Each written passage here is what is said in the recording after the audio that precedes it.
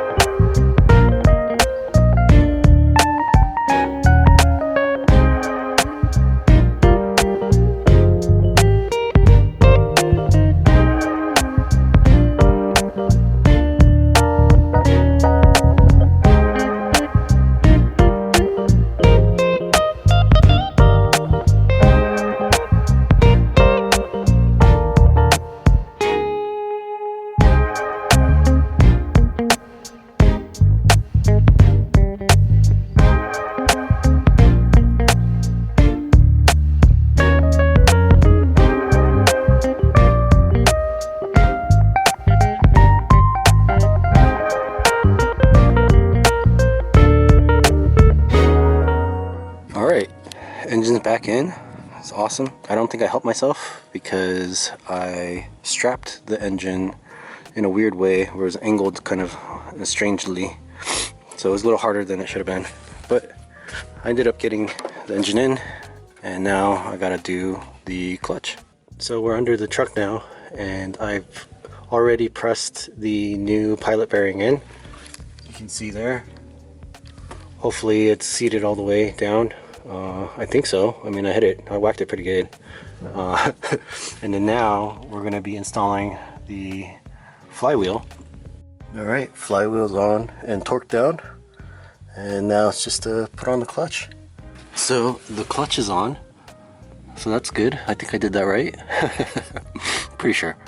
Now I think what I want to do is, instead of putting the transmission on, which would be the logical next step. Let's take a look over here. There's a lot of like hoses and stuff, kind of just loose. I kind of put some back to where they're, logically obviously should go.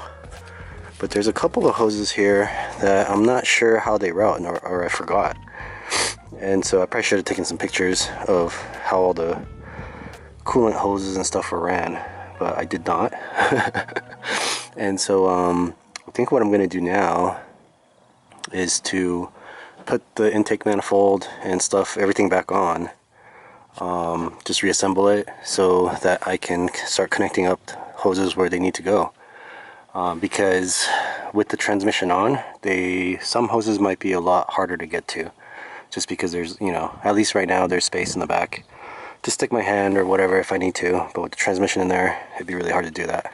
So yeah, I'm gonna go ahead and just reuse the stock injectors here for the 2.3.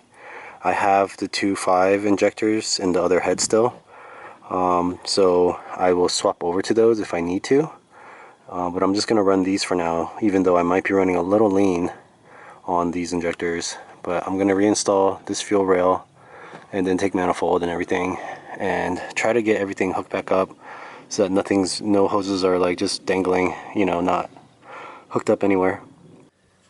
Alright, well, the engine's mostly back together. Just need to wrap up a couple things, like that ground strap in the back, bolt that to the block, even though I don't know how I'm gonna get in there because there's no more space, but I'll figure it out. And then replaced the coolant tank, because the old one was giving me problems. It would overflow and stuff. Not from overheating, I'm not sure exactly. I think maybe the seal just went bad or something. I don't know. It was not holding pressure like it should. Alternator's back in, all the brackets are back in, AC compressor's back on.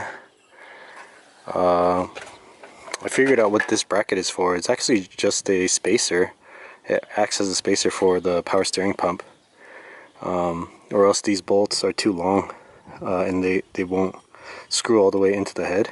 They only go a certain distance. So I always wonder what this bracket was for. It doesn't hold anything, but it's really just it's like a big washer basically.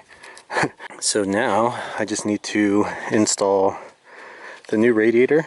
This is for a 4.0 V6 Ranger, so that'll be a nice upgrade. Probably don't need that cooling capacity, but in case of further upgrades in the future, you know, that at least can handle it. I have to reinstall the fan and put the drive shaft back on, and yeah, that should be it. I forgot to get manual transmission fluid, so I can't actually drive it, but at least I'll be able to start the truck and see if it actually works. The new radiator's in. It looks to be a little bit bigger than the stock one, which makes sense.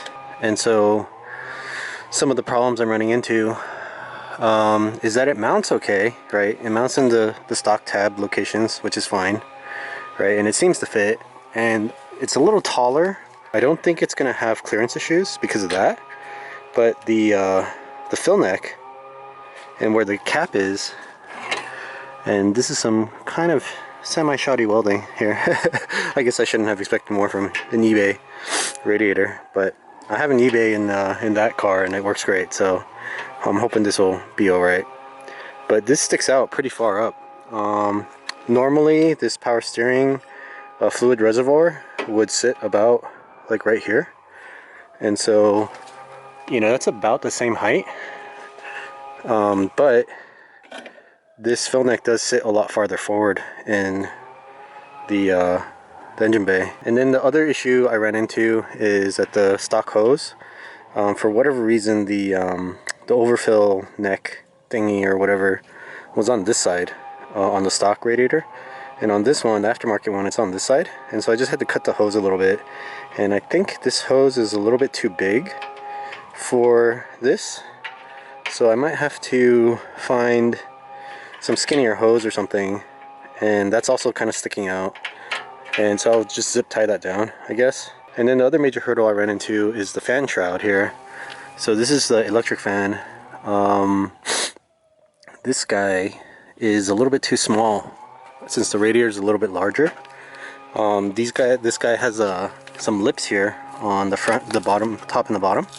So this is the top here. This is where the power steering fluid reservoir would bolt to. And this lip here is sort of in the way since the radiator is a little bit taller. I guess I could possibly just cut this tab off here, and that would probably maybe solve or help solve some of the issues. This thing's also bent from shipping, but it shouldn't affect the functioning of the radiator. But wow, this metal is really soft. I just bend it with my hands. But I don't want to cut the radiator, obviously, because it could cause leaks and stuff. So I think the best thing to do is either modify this one, which would be to cut off this bottom lip here, and possibly some of the top lip here as well. I think I would need to, for it to sit flush. And also the fan sits too far forward. So on the stock radiator, I think the tabs stick out a little bit or something, but basically this fan right here, it's about an inch, sits flush on the radiator, but on this V6 radiator, the aftermarket one, it's the fan shroud sits flush on the plastic here and not the fan. If you look at the radiator itself, you can see that there's a little lip here. I don't know if you guys can see that. Let me see if I can. There you go. So there's a little lip there on both sides, and that's usually what catches the fan shroud, right? That helps it to stay on, because there's only two bolts holding it in. So I want to kind of reuse these tabs, will slide into those little slots on the radiator. So this meaning that this would have to be flush. And because the 2.3 fan shroud doesn't seem to fit, I think the best thing to do would be go to the junkyard and source a 4-liter or a 3-liter fan shroud. I think this radiator can work for both the 4 and the 3-liter. And so I'm assuming the fan shroud should be about the same. But I don't really need that to start the vehicle. It's just an electric fan. I think it's for the AC maybe. But yeah, it's not really necessary for the functioning of the truck. And so I'm just gonna go ahead and put the intake back on and then try to start it once I fill it up with all the fluids and stuff that it needs. Alright, well, it's got oil and it's got some coolant and it's got power. This is gonna be the first start. So hopefully the clutch works. I filled up the clutch reservoir. Not a lot of fluid was missing though, which is kind of weird. I did remove the transmission and I removed the line, but didn't seem like it lost really. I don't remember losing too much fluid either, so when I undid the line. So maybe that's why, I don't know. It was a little bit down, but I filled it up, maybe a little bit too much. But I pumped it a bunch of times, the clutch pedal, and the level didn't really go down. So I'm hoping that's fine. You can hear the fuel pump going. Okay. I should probably dry start it without the spark plugs, just to get some of the oil. Oh, you know what? I forgot. I should put in that heat and treat the fuel, because the fuel's been in the tank for a long time. Alright, so I got the fuel treatment in there, and hopefully this clutch works and this car starts. I already primed the fuel pump, so just go ahead and try to turn it.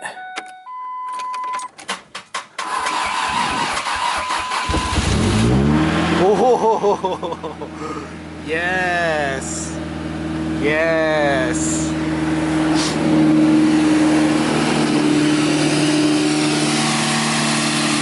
Yes.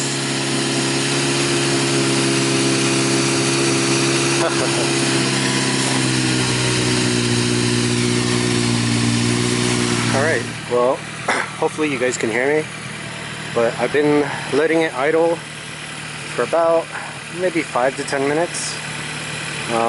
It was kind of smoking in the beginning, but it's kind of normal from all the, like, you know, oil and stuff burning off from assembly. And it's not smoking anymore. It's definitely a little low on coolant, obviously, because I didn't fill it all the way up, but you can see here the overflow tank is doing its job, and it looks like it has enough coolant to function. And also I have the heater running on full blast right now, and the temperature of the truck is pretty much right in the middle, so not bad. I'll keep an eye on that as it continues to idle, so that it maybe doesn't go too far and overheat. It looks like it's sort of settled at maybe 1100 RPM for its idle, which I don't think is normal. I think the idle for Rangers are around 750, I believe. I'll have to look that up. I'm also pretty much out of gas, so I'll need to go and get some. I'm planning on running the engine for about 20 minutes. Hopefully I have enough gas to do that, because this needle is pretty much on the red. I remember I used to push my gas mileage really far with this truck. I kind of had a feel for what I could get away with. But she's running really good. No knocks or ticks. The ticking sort of sound that you hear right now is pretty normal. It's always kind of made that noise. There's no muffler on that right now, so it's actually a little bit loud, louder than it would be. But it's okay, I guess. On the freeway it would get pretty drony, and I think I would get pretty annoyed. So I'm gonna have to do something about the muffler, because I'm not gonna put the entire muffler back. I might, if anything, I would chop the tail pipe off and just sort of do a 90 bend out to the side or something, to sort of muffle the sound. But maybe, or get an exhaust. It's basically open after the cat. So it's a little bit loud. I can rev it for you guys so you can hear.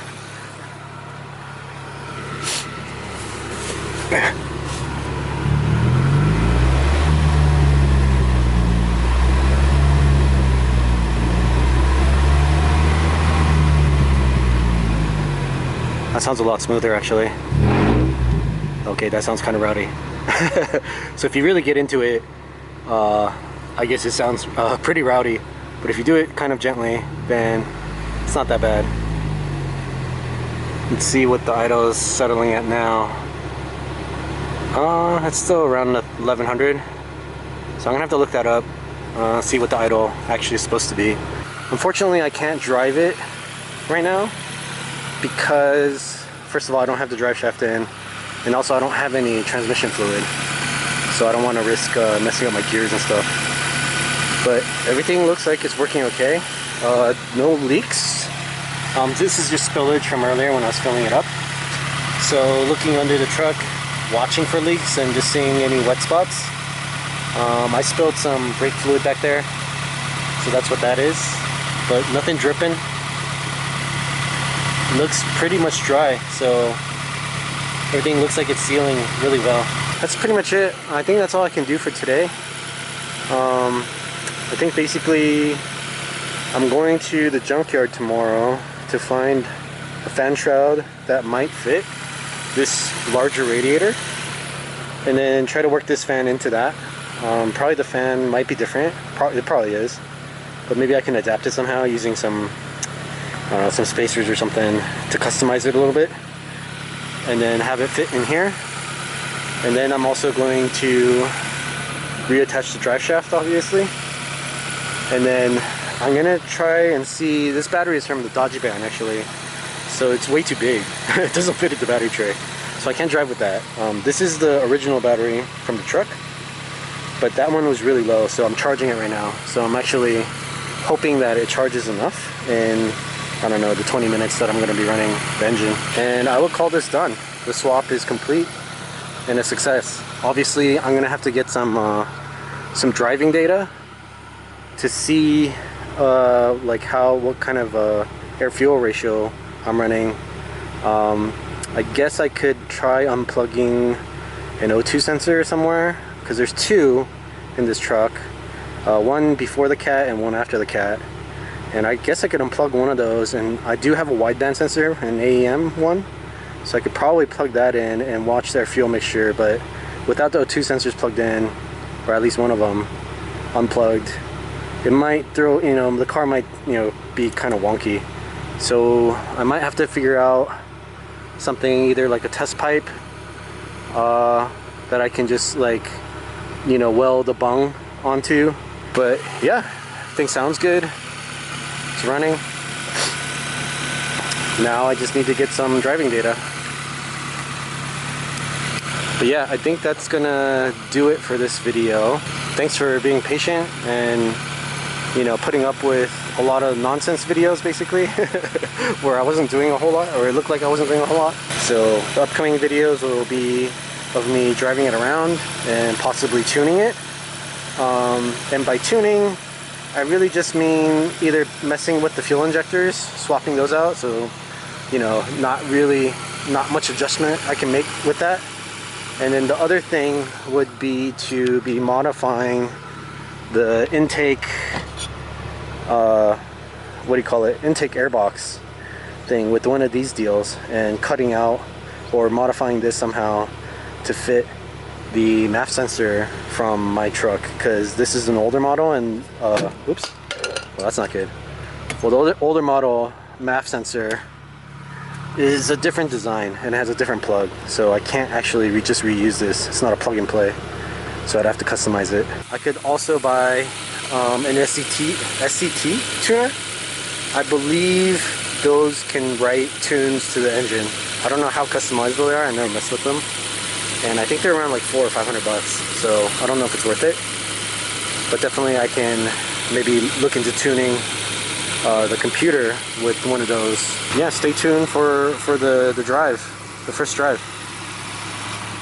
Thanks for watching.